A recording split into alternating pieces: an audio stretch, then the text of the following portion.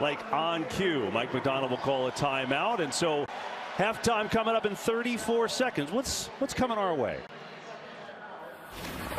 In a world where analysis rules the day and Super Bowl hope hangs in the balance, 5 legends of the game dare to tell you what it all means.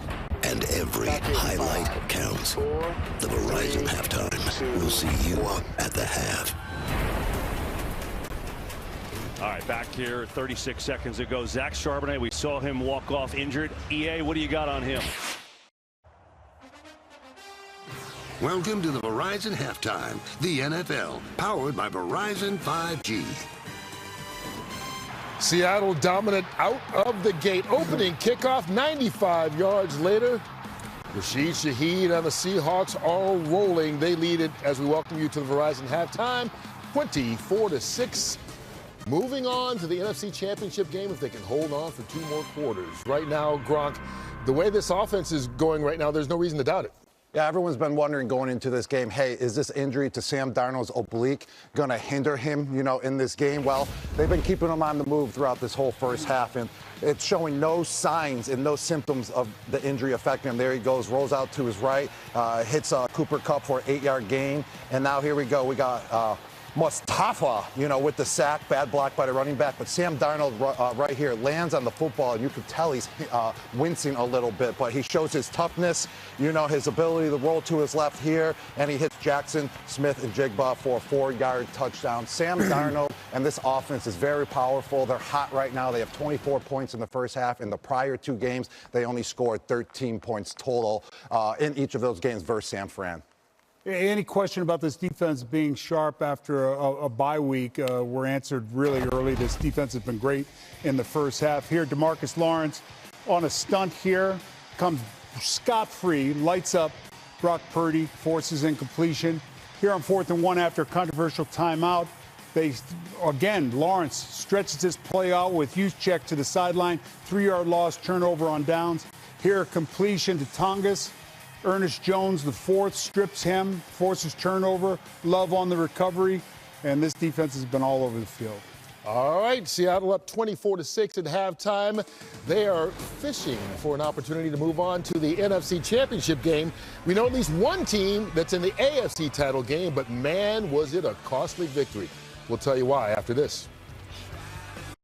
The Verizon Halftime Show is brought to you by Verizon, the NFL, powered by Verizon 5G.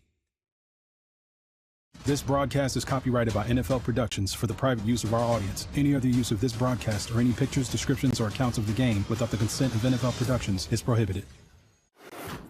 Action. Oh, no action. Saturday night now, feeling fine, I'm gonna rock it up. I'm gonna rip it up. I'm gonna shake it out. The 49ers, the Seahawks on Fox. And ball tonight. Well, that was Jason Statham. His new movie Shelter is in theaters everywhere on January 30th. You don't have to stiffen up. Love him. No. We know the Denver Broncos are in the AFC Championship game, but it was a costly win over Buffalo. 2 great quarterbacks, 17 there for Buffalo, Josh Allen, Bo Nix. Number 10 for Denver. Here we are in overtime, 30 apiece. Josh Allen firing deep for Brandon Cooks. And this was a beautifully thrown ball, and I thought actually Cooks had caught him, but Jaquan McMillan intercepted and set it up for the Denver Broncos, and then Will Lutz nails a 23-yarder in overtime. Denver 33-30 over Buffalo, waiting the outcome of Houston and New England, and then they will travel to Denver to play the Broncos. All right, Denver gets the win, but it was costly. We'll have more on that. You saw Buffalo, that interception, one of 4 turnovers by Josh Allen, who was literally in tears at the podium afterwards. It's extremely difficult. I feel like I let my teammates down tonight. Your emotion. All right, a tough way to end the season for Josh Allen in Buffalo, but Jay Glazer joins us right now. Broncos win, but their quarterback ends his season. Yeah, bittersweet locker room there for the Denver Broncos, because on the second to last offensive player in overtime, you see Bo Nix takes this run, actually fractures a bone in his right ankle.